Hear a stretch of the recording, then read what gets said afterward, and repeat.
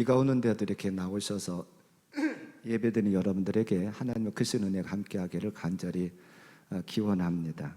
또한 영상으로 예배드리는 여러분들에게도 동일한 은혜가 임하기를 바랍니다. 영상으로 예배드리는 분들한테 부탁하고 싶어요. 영상으로 예배드리면 우리의 마음이 흐트러지기 쉬우니까 더 집중해서 여기 나와서 예배하는 것보다도 여러분 더 집중해서 예배드림으로 하나님께서 받으실 만한 예배를 드리는 그런 분들이 되길 바랍니다. 우리가 지난주에는 성막과 관련돼 가지고 성막 건축 일꾼들을 생각해 봤어요. 성막 건축 일꾼들은 어떤 일꾼들이 있었는가?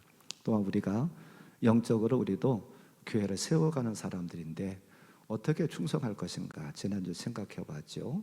오늘부터 한 3주에 걸쳐 가지고 제사장에 대해서 생각해 보려고 합니다. 아무리 성막이 있어도 제사장들이 없다고 하면 그 성막은 어찌 보면 무용지물일 수밖에 없는데 성막에서 하나님 앞 예배드렸었던 제사장들을 오늘부터 한 3주간, 그래서 오늘은 제사장 역사와 또 제사장으로 세움 받으려고 하면 자격이 필요했어요. 그래서 어떤 자격이 갖춰야 되는가를 생각해보고 이제 다음 주에는 그 제사장의 사명을 생각해보고 그 다음 주에는 제사장의 의복을 생각해보면서 어떤 의미가 있는가 좀 이렇게 3주에 걸쳐서 생각을 해보려고 합니다. 조금 전에 말씀드린 것처럼 오늘은 제사장의 역사와 또한 자격에 대해서 말씀을 드리려고 해요. 제사장, 구약시대에는 일반 백성들이 하나님을 만나기 위해서는 직접 만날 수가 없었습니다. 누군가가 중간에 매개체가 있어야 돼요. 중간에 중개자가 있어야 됩니다. 그게 누구냐면 바로 제사장이었습니다. 그래서 제사장은 하나님과 사람 사이를 연결하는 다리 역할, 가교 역할을 했어요. 그리고 제사장은 특별히 제사라는 것을 통해서 이스라엘 백성들과 하나님 만날 수 있는 그런 역할을 하지요. 하나님께서 이스라엘 백성들을 제사장 나라로 쓰기를 원하셨습니다. 세상에 많고 많은 민족이 있어요. 지금 이 지구상에도 200개국이 넘는 나라가 살고 있다고 그래요. 그 많은 민족, 많은 나라들 가운데서 특별히 하나님은 이스라엘을 딱 뽑아서 내가 너희를 제사장 나라로 삼기를 원한다라고 말씀하셨어요. 우리가 조금 전에 같이 보았었던 출애굽기 19장 6절 말씀에 보니까 너희는 내게 대하여 제사장 나라가 되며 거룩한 백성이 되리라 라고 말씀하셨어요. 하나님은 제사장 나라인 이스라엘 백성에게 레위 지파를 통해서 제사장으로 삼고 제사장 족속으로 삼아서 하나님을 섬기게 합니다. 그래서 우리가 잘 아는 것처럼 모세의 형이었던 아론이 첫 번째의 제사장이 되지요. 아론에서 시작된 제사장은 하나님의 기대에 못 미치고 하나님을 실망케 했어요. 죄를 짓고 하나님의 마음을 아프게 함으로 말미암아 하나님께서 엘리 제사장에 가서 그 어찌 보면 레위 지파로서 그 제사장이 된 사람으로서 이제 마지막이 됩니다. 역사가인 요세푸스라고 하는 분에 의하면 첫 번째 대제사장은 아론이고 마지막 대제사장은 예수님이시다라고 그는 밝히고 있어요. 그리고 아론부터 시작돼서 예수님까지 이어졌었던 대제사장은 대략 80명 정도였다라고 말합니다. 예수님 전에는 성막의 제사를 통해서 죄 용서함을 받고 구원을 받았죠. 그리고 예수님 이후에는 그의 십자가의 피공로를 통해서 죄 용서함을 받고 구원을 받습니다. 짐승의 피는 우리의 죄를, 인간의 죄를 덮는 역할을 해요. 그러나 예수님의 죄는 사람들의 죄를 덮는 역할이 아니라 씻는 역할을 합니다. 그래서 구약시대에는 제사를 여러 번 계속해서 드립니다. 왜요? 죄를 덮는 역할밖에 못하니까. 그러나 신약시대에 와가지고는 예수님께서 한번 죽으심으로 말미암아 저와 여러분의 모든 죄를 씻었기 때문에 이제는 다시는 예수님께서 죽으신다든지 혹은 짐승이 죽을 일이 필요하지 않다라고는 사실이에요. 엘리 제사장으로 끝난 네 지파 제사장은 나시린 제사장으로 대신하게 됩니다. 그래서 나시린으로서 제사장이 된 첫 번째 사람은 누구냐면 사무엘 선지자예요. 우리가 보통 선지자로 많이 알려져 있는데 사무엘은 선지자이면서 제사장입니다. 그런데 그분은 레위 지파 제사장이 아니에요. 원래 그분은 에브라임 사람입니다. 에브라임 지파 사람입니다. 그래서 구약의 정통으로 얘기한다고 하면 그분은 제사장이 될 수 없는 사람이죠. 그럼에도 불구하고 그는 제사장으로서 선지자로서 살았는데 그가 제사장이 될 수 있었던 것은 나시린으로서 서원해서 그는 제사장이 된 사람이죠. 또한 신약 시대에 세례 요한은 원래는 그분은 레위 지파 사람이에요.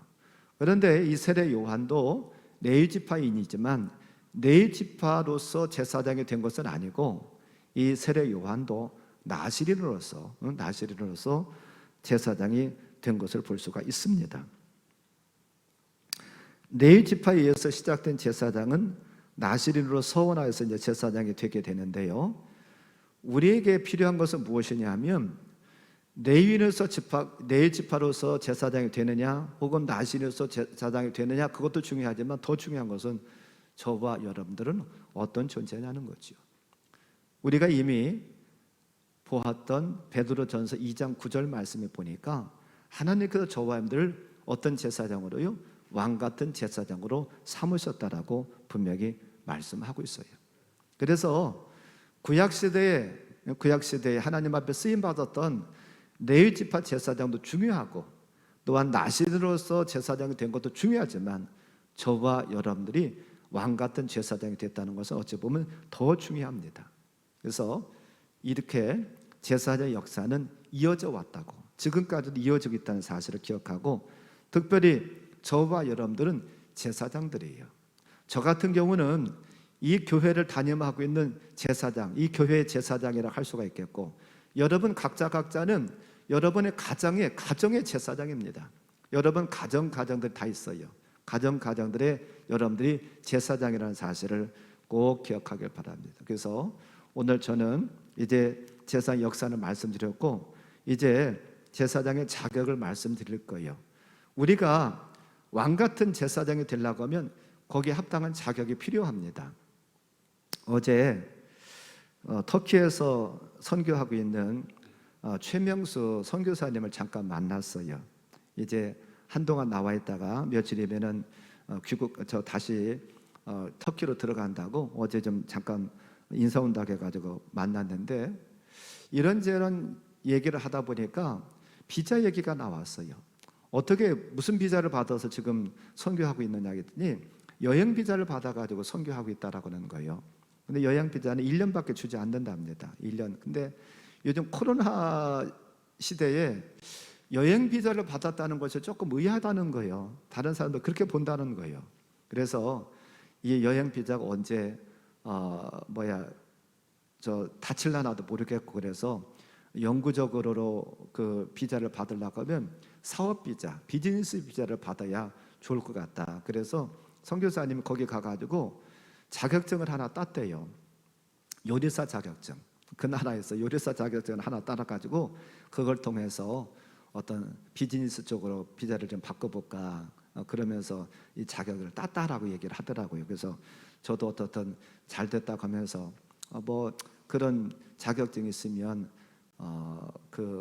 식당 하나 차려서 선교도 하고 그러면 좋겠다, 이제 그런 얘기를 서로 나눴는데, 이처럼 어떤 것에 필요한 자격이 있습니다. 그런 자격이 있어야만이 어떤 것을 할 수 있도록 허락을 해줘요. 근데 이 제사장도 마찬가지라고 하는 거예요. 제사장도 거기에 합당한 자격이 필요합니다. 그냥 아무나 데려다가 또한 내가 그냥 원한다고 해서 되는 것이 아니고 거기에 합당한 자격이 있어야만이 제사장으로 세움받을 수 있었어요. 자, 그러면 제사장의 자격은 어떤 자격이 필요했는가?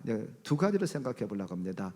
레위 지파로서 제사장이 된 사람들의 자격이 있고, 또한 나시린으로서 제사장이 된 사람들의 자격이 따로 있고, 그래서 그게 두 부분을 생각해 보려고 그래요. 첫째로 레위 지파로서 제사장이 된 사람들의 자격은 레위기 21장에 보면 자세히 나옵니다. 이런 사람들이 제사장은 이런 자격을 갖춰야 된다 그랬는데 저는 4가지만 말씀을 드리려고 합니다. 첫째로는 말할 것도 없이요, 레위 지파여야 됩니다.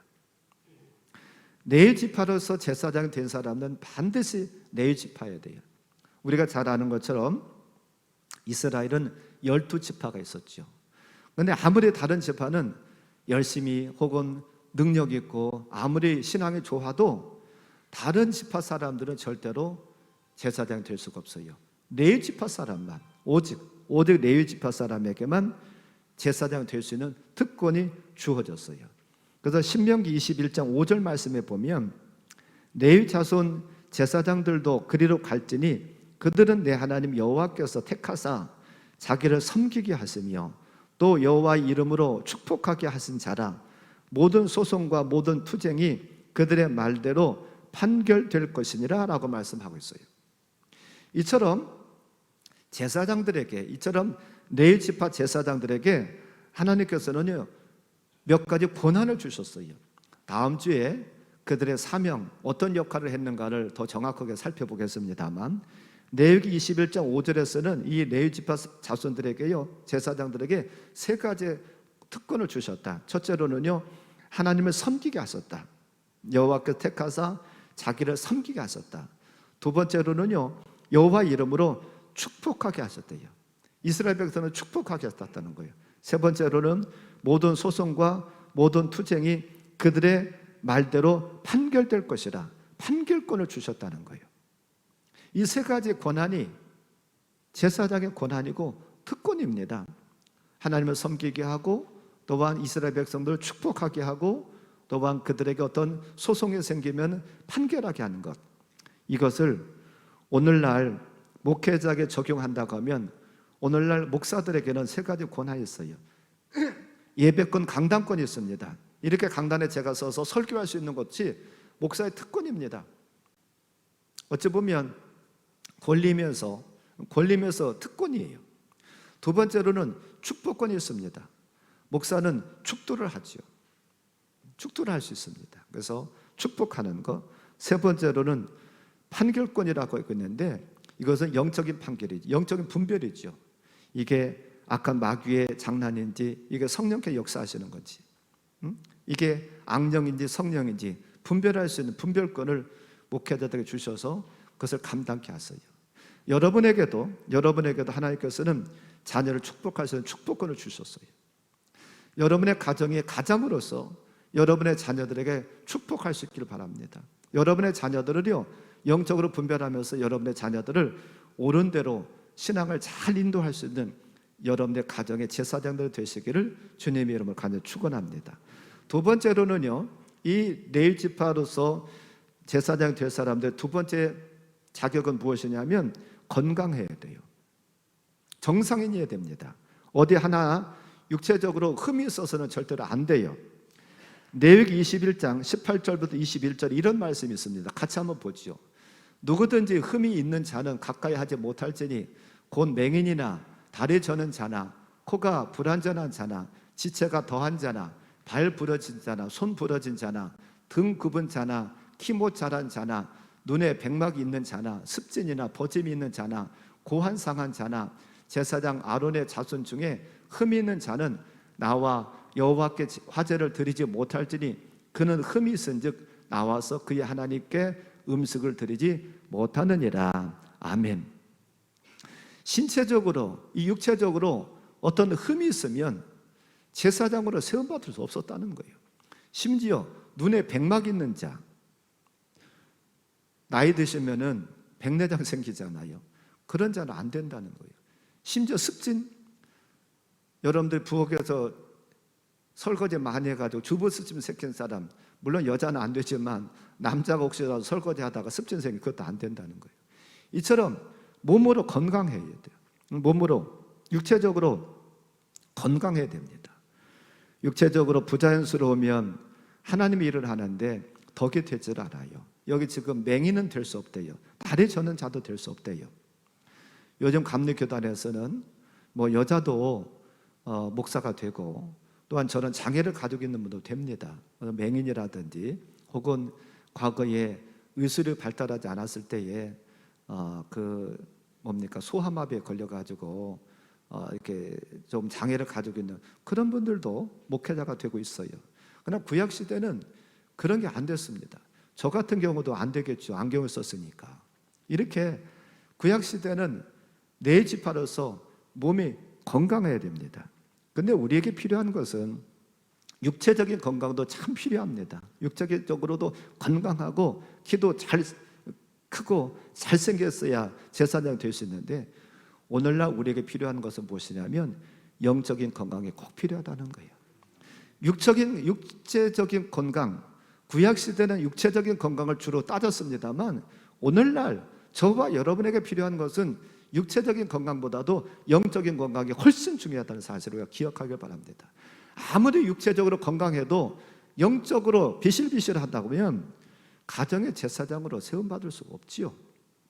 아닌 말로 목사가 하나님께 어떤 영적인 교제가 없이 목회를 한다고 하면 그 목회가 되겠습니까? 여러분들이 저를 목사라고 따르겠습니까?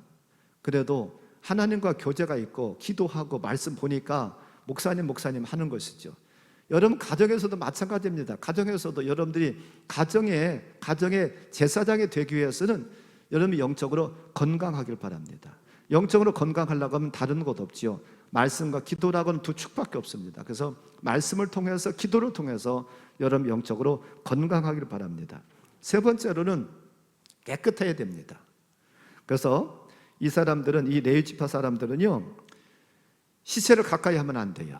시체를 만져서도 안 됩니다. 그것은 불결하고 부정한 것이에요. 그렇기 때문에 그들은 그것을 만지지 말아라. 레위기 21장 1절부터 4절 11절에서 그 말씀을 하고 있어요. 여호와께서 모세에게 이르시되 아론의 자손 제사장들에게 말하 이르라. 그의 백성 중에서 죽은 자를 만짐으로 말미암아 스스로를 더럽히지 말려니와, 그렇게 말하고 있어요. 11절에서도 어떤 시체든지 가까이 하지 말지니 그의 부모로 말미암아서도 더러워지게 하지 말며, 그렇게 말씀합니다. 시체를 만진다거나 또한 본다거나 하지 말래요. 심지어 그 부모도 그렇게 하지 말래요. 누가복음 10장 25절부터 37절에 보면 우리가 잘 아는 선한 사마리아인의 비유를 우리가 잘 압니다. 거기에 보면 레위 지파 또한 제사장들이 그 강도 만나가지고 어려움에 처한 사람을요 못 본 척하고 지나가 버리고 말아요. 왜 그랬을까? 그들은 피를 보면 안 됩니다. 죽은 시체를 본다거나 시체를 만져서는 안 돼요. 그렇기 때문에 그들 딴에는 율법을 잘 지키기 위해서, 제사장의 자격을 잘 지키기 위해서 그 자리를 얼른 피해버렸던 거예요. 이처럼 우리는요 육적인 성결함도 필요합니다만 특별히 우리는 영적인 성결함이 있어야 됩니다. 영적으로 깨끗해야 돼요. 영적으로 성별되고 구별되어 있어야 됩니다.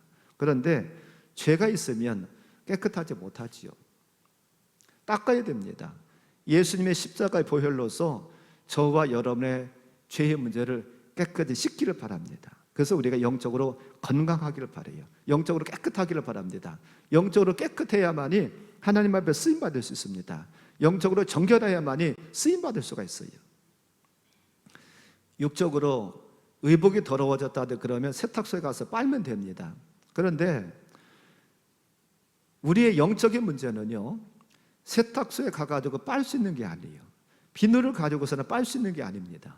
오직 예수님의 십자가의 보혈만이, 예수님의 십자가의 보혈만이 우리에게 필요하고 십자가의 보혈을 통해서만이 우리가 깨끗하게 될 수 있다는 사실을 기억하면서 우리가 죄를 멀리해야 될 뿐만 아니라 혹시라도 죄에 접촉됐다고 한다고 하면 예수님의 십자가를 찾기를 바랍니다. 그래서 우리가 정결하게 되어서 제사장의 사명을 제대로 감당하는 저함들 될 수 있기를 주님의 이름으로 간절히 축원합니다.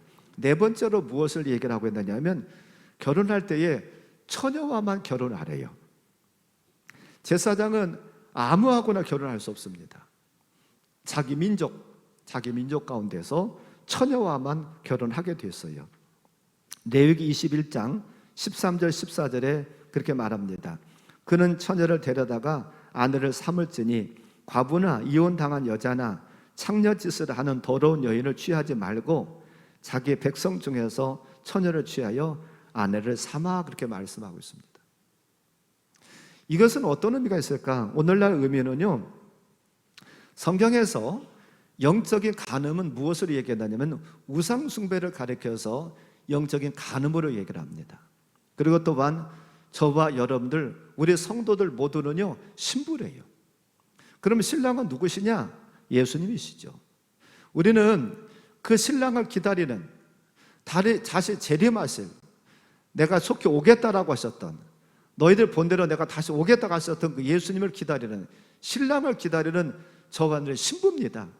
그렇기 때문에 우리는 영적으로 바람 피우면 안 되죠. 우상 숭배하면 안 되죠. 하나님께서 가장 싫어하셨던 것이, 구약 성경에 보면 가장 싫어하셨던 것이 우상 숭배입니다. 이방신을 섬기는 것을 하나님 가장 싫어하셨어요.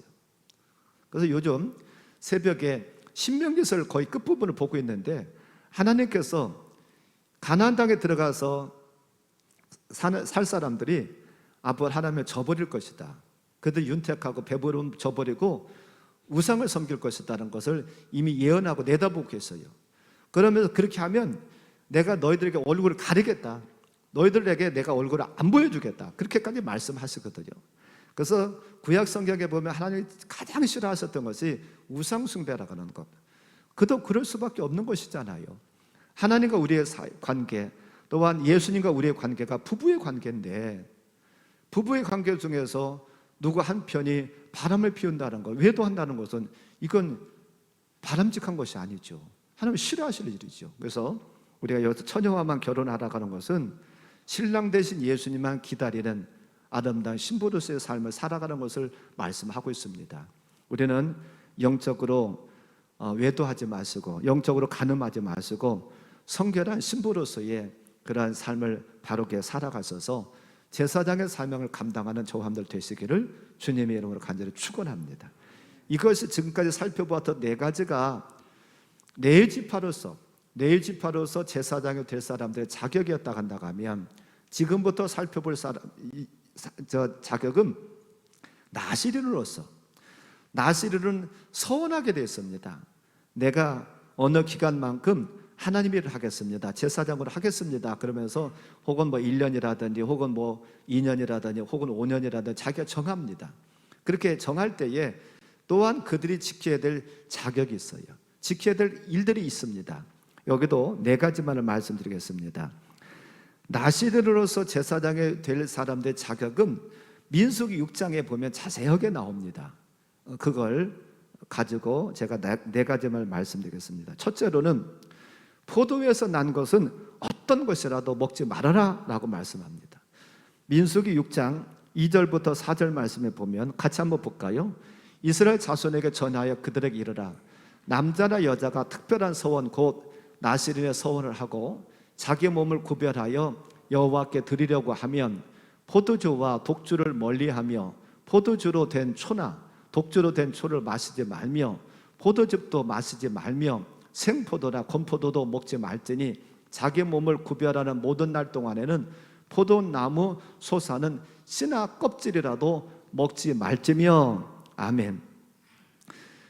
나시리로서 제사장이 되려고 서원한 사람은 포도는 절대로 먹어서는 안 된다는 거예요. 씨나 껍질도 먹어서는 안 된대요. 요즘 포도가 많이 나오는 계절이잖아요. 저도 포도를 참 좋아하는 사람 중에 하나인데, 참 나시린으로서 이 제사장이 되려고 하면 포도를 가까이 해서는 안 돼요. 얼마나 고통입니까? 얼마나 어려움입니까? 그런데 왜 하나님께서 이 포도나무에서 난 것은 전혀 먹지 말라고 하셨을까? 포도나무는요 주로 우리에게 즐거움을, 기쁨을 주는 겁니다. 그래서 결혼식에도 포도즙이 사용되고 포도주가 사용되고, 어떤 축제를 할 때에 포도주가 사용되거든요. 이것은 우리에게 뭘 말씀하고 있느냐? 세상의 쾌락, 어떤 유혹을 쫓지 말라는 거예요. 세상의 즐거움에 빠지지 말라는 겁니다. 포도 먹지 말라. 구약 시대는 포도를 먹지 말라고 했는데, 오늘 시대에는 우리가 시장에서 파는 포도 먹지 말라고 하는 그런 의미보다도 세상의 즐거움에 흠뻑 빠져있지 말라는 거예요. 세상의 즐거움에 빠져있지 말고 오직 우리의 마음을 주님께로 향하라라고 말씀하고 있습니다.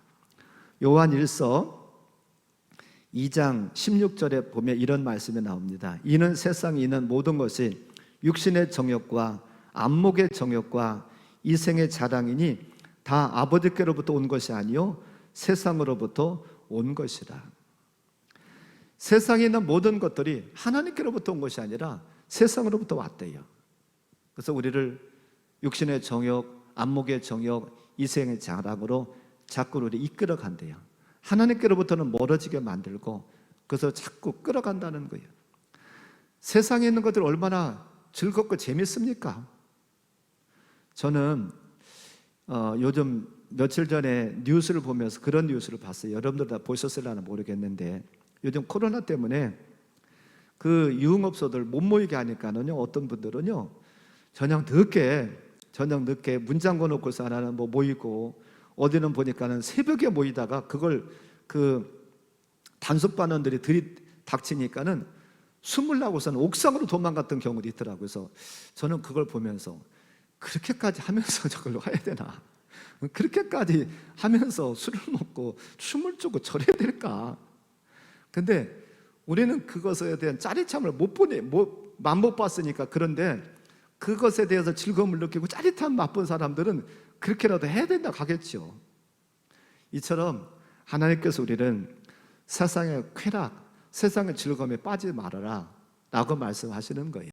그래서 제사장으로 살려고 하면 그런 세상 유혹에, 세상의 즐거움에 빠져 있어서는 사명을 제대로 못 감당한대요. 그래서 포도를 먹지 말아라 라고 말씀하고 있습니다.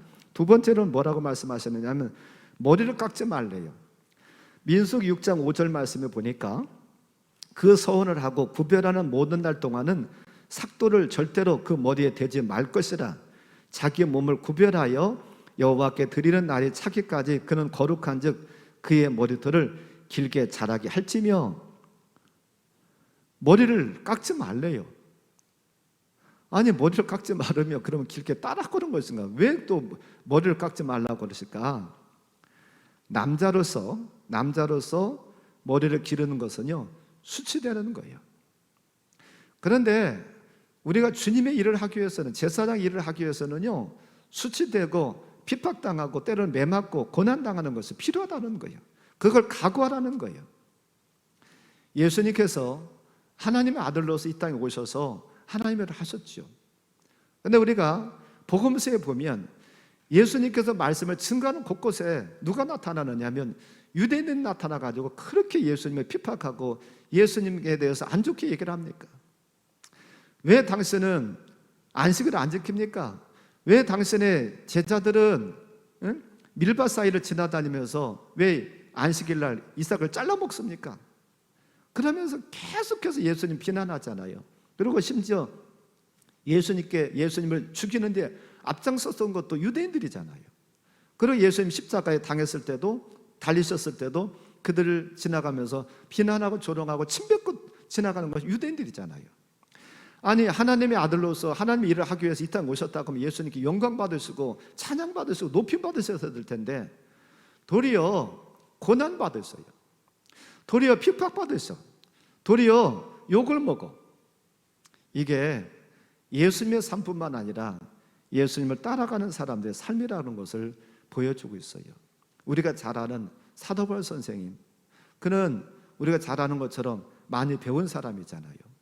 또한 그는 유대인 중에 유대인이잖아요. 그리고 난 지 8일 만에 할례도 받은 사람이잖아요. 그렇게 로마의 시민권도 갖고 있었던 사람이잖아요. 육신적으로 인간으로 내놓으면 어디에 하나 빠질 것이 없는 그런 바울이었지만 그가 주님 만나고 복음을 증거하면서 그에게 찾아왔던 것은 무엇입니까? 욕 듣는 것이었고, 그도 예수님처럼 죽을 고비를 여러 번 겪었던 것을 볼 수가 있어요. 제가 수요일날 핍박은이라고 하는 제목으로 수요일날 말씀을 전할 텐데 그 말씀 전하려고 그러는데요, 사도 바울 선생님께서 가는 곳곳마다에서 사람들 돌로 던지기도 하고 죽이려고 하기도 하고 모함하기도 하고 별의별 그런 어려움을 당합니다. 이것이 나시리로서 제사장이 된 사람들의 삶이라는 사실이에요. 수치되는, 비난받고 조롱받는 그런 것이 삶이라는 것을 우리가 기억하길 바랍니다. 우리가 주님 믿으면서 신앙생활하면서 영광 받으려고 생각하지 마세요. 그것은 영광은 아니에요. 주님을 제대로 믿는다고 하면 고난과 핍박이 와요. 나시린으로서 제사장이 된 사람들은 그것을 참아낼 만한 인내가, 참을 만한 그런 자세가 있어야 된다는 것을 머리를 깎지 말라는 것에서 가르쳐주고 있습니다. 세 번째로는요, 시체를 가까이 하지 말래요. 이 시체를 가까이 하지 말라는 것은 아까 우리가 레위 지파 사람으로서 제사장이 된 사람에게 똑같이 말씀하셨어요. 민수기 6장 6절과 7절 말씀에 보면 이렇게 말씀합니다. 자기의 몸을 구별하여 여호와께 드리는 모든 날 동안은 시체를 가까이 하지 말 것이요, 그의 부모 형제 자매가 죽은 때에라도 그로 말미암아 몸을 더럽히지 말 것이니 이는 자기의 몸을 구별하여 하나님께 드리는 표가 그의 머리에 있음이라. 아멘. 아니, 부모가 세상을 떠났는데도, 그의 형제가 자매가 세상을 떠났는데도 시체를 가까이 하지 말래요. 어찌 보면 너무나도 잔인한 것 같아요. 육신적인 정까지도 끊어버리라고 말씀하고 있어요. 아니, 내 부모가 죽었는데, 나를 낳아준 내 부모가 세상을 떠났는데, 나하고 피를 같이 나눈 그런 형제가 세상을 떠났는데도 시체를 가까이 하지 말래요. 어찌 보면 너무 잔인한 것이 아닌가. 예수님께서도 이와 비슷한 말씀을 마태복음 10장 37절에서 말씀하고 있습니다. 아버지나 어머니를 나보다 더 사랑하는 자는 내게 합당하지 아니하고 아들이나 딸을 나보다 더 사랑하는 자도 내게 합당하지 아니하며, 그렇게 말씀하고 있어요. 하나님께서는 하나님보다 더 사랑하는 것, 우상이라고 말씀합니다. 그게 부모든 혹은 형제든 혹은 아든 딸이든, 하나님은 그 무엇보다도 하나님만을 특별히 사랑하기를 원하세요. 하나님을 제일로 사랑하기를 원하시고 제일 크게 사랑하기를 원하십니다. 그래서 우리가 하나님 일을 하고 제사장으로서 세움받아서 하나님 일을 하려고 하면 그 무엇보다도 하나님을 제일 먼저 사랑해야 된다는 거죠. 제일 먼저 생각해야 된다는 거죠. 내 부모 생각하고 내 형제 생각하고 내 가족 생각한다고 하면 하나님을 제대로 할 수 없다라고 하는 거예요. 그것을 여기 시체를 가까이 하지 말라는 것에서 우리에게 보여주고 있습니다. 그 무엇보다도 하나님을 가장 우선으로 생각하는 저함들 되기를 바랍니다. 그 무엇보다도 하나님을 가장 크게 사랑하는 저함들 되기를 주님의 이름으로 간절히 축원합니다. 마지막 네 번째로는요, 이 나시린으로서 제사장이 된 사람들은 타의에 의해서 어긴 것도요, 무효가 된다는 거예요. 자, 먼저 말씀을 읽고 말씀을 드리겠습니다. 민수기 6장 9절 또한 12절 이렇게 말씀합니다. 누가 갑자기 그 곁에서 죽어서 스스로 구별한 자의 머리를 더럽히면 그의 몸을 정결하게 하는 날에 머리를 밀 것이니 곧 일곱째 날에 밀 것이며, 자기의 몸을 구별하여 여호와께 드릴 날을 새로 정하고 1년 된 수장을 가져다가 속죄 제물로 드릴지니라. 자기의 몸을 구별한 때에 그의 몸을 더럽혔은즉 지나간 기간은 무효니라. 아멘. 나시린은 자기가 얼마 정도 제사장으로 할 것인가를 정하게 되어 있습니다. 예를 들어 1년 혹은 2년, 나는 5년, 10년 이렇게 정하게 되어 있어요. 그런데 나시린으로서 하나님 앞에 봉사하다가 헌신하다가 어떤 것을 어겼다는 거예요. 근데 그 어긴 것도 내가 스스로 잘못해서 어긴 게 아니에요. 여기 지금 민수기 6장 9절에서 나와 있는 예는 어떻게 나와 있느냐 하면, 누가 내 옆에 와서 죽었어요. 내가 시체를 가까이 간 것도 아니고 내가 시체를 만지려고 했던 것도 아닌데 누가 내 옆에 그냥 와서 서 있다가 갑자기 쓰러져 죽었다는 거예요. 그럼 이거 내 잘못이 아니잖아요. 타의에 의해서 된 것이잖아요. 그럼에도 불구하고 이런 경우를 할지라도 지금 기간을 정해놓고 한 것은 무효가 된다는 거예요. 예를 들어서 내가 2년이라는 기간을 정해놓고서 나는 1년 동안 봉사를 했어요. 근데 갑자기 중간에 그런 일을 당했어. 그러면 처음부터 다시 시작하라는 거예요. 처음부터 다시 시작해가지고 그때부터 다시 2년을 채우라는 거예요. 어찌 보면 억울할 수도 있잖아요. 아니, 내가 잘못을 했으면 내가 책임지는 건 당연한 거야. 그런데 내가 잘못한 것이 아니고 남이 와서 옆에 서 있다가 그냥 쓰러져서 세상을 떠나는 것 때문에 억울하잖아요. 그럼에도 불구하고 이렇게 되면 처음부터 다시 시작해라라고 말씀합니다. 그러면 이것은 오늘날 우리에게는 뭘 말씀하실까? 제사장은 이스라엘 나라의 지도자입니다. 지도자는 자기 자신의 잘못도 자기가 책임을 져야 되지만, 지도자는 이스라엘 백성들이 잘못도 내 잘못인 양, 내 아픔인 양 끌어안고 기도해야 된다는 거예요. 끌어안고 그것이 내 것인 양 아파할 수 있어야 된다는 거예요. 여러분들이 여러분의 자녀를 사랑합니다. 저도 여러분을 사랑합니다. 그러면 여러분들이 여러분의 가정에 누구 하나가 어떤 아픔이 있다. 그러면 그 아픔을 내 아픔으로 여기면서 끌어안고 기도하고 그것이 내 슬픔이냐 하나님 앞에 아뢰라는 거예요. 저도 마찬가지지요. 여러분들이 고통당하고 슬픔 당하면 여러분들의 슬픔과 고통을 내가 내 것인 것으로 여기면서 하나님 앞에 아뢰는 거지. 하나님, 이런 아픔이 있습니다. 이런 어려움이 있습니다. 이걸 해결해 주세요. 그게 지도자라고 하는 거예요. 그게 제사장이라는 거예요. 제사장은, 지도자는 내 실수만 내 것입니다가 아니라 남의 실수까지도, 다른 사람의 실수까지도, 내 영역에 들어와 있는 사람의 잘못까지도 내 실수인 양, 내 잘못인 양 가슴 아파하고 그것을 주님 앞에 아뢰을 수 있는 자, 그게 지도자고 그게 바로 제사장이라고 말씀하고 있는 거예요. 오늘 우리는 제사장의 역사와 제사장의 자격을 몇 가지로 살펴보았습니다. 우리는 다 제사장들이라는 사실을 꼭 기억하길 바라요. 그래서 우리에게 합당한 자격을 갖출 수 있는 저함들 되기를 바랍니다. 자격을 갖춰서 우리는 좋은 제사장들 되기를 바랍니다. 여러분의 가정의 제사장, 이 교회의 제사장, 우리가 그 사명을 참 감당하기를 바랍니다. 사명을 잘 감당해서 주님 앞 영광 돌리는 저함들 되기를 바라요. 사명을 감당하려고 하면 거기에 합당한 자격이 먼저 필요합니다. 사명이 먼저가 아니라 자격이 먼저예요. 자격이 갖춰졌을 때에 사명을 감당할 수가 있어요. 그래서 오늘 저와 여러분들은 오늘 말씀을 생각해 봤는데 아무쪼록 우리가 잘 자격을 갖추길 바랍니다. 그래서 다음 주에 생각해 볼 사명도 잘 감당해서 주님 앞에서는 날 참 잘했다 칭찬받는, 너 참 수고했다 그렇게 칭찬받고 위로받는 저와 여러분들 되시기를 주님의 이름으로 간절히 축원합니다. 오늘 말씀 생각하면서 우리가 한 1분 동안만 같이 기도하겠습니다. 하나님, 내가 왕같은 제사장입니다. 내 가정의 제사장이고 내 교회의 제사장인데 자격이 필요했습니다. 나도 성경에서 말씀하고 있는 그 자격을 잘 갖춰서, 영적인 자격을 잘 갖춰서 좋은 제사장, 그리고 내가 바로 섬으로 말미암아 내 가정이 바로 세워지고 내 교회가 바로 세워지게 되달라고 함께 한 1분 동안만 같이 기도하겠습니다.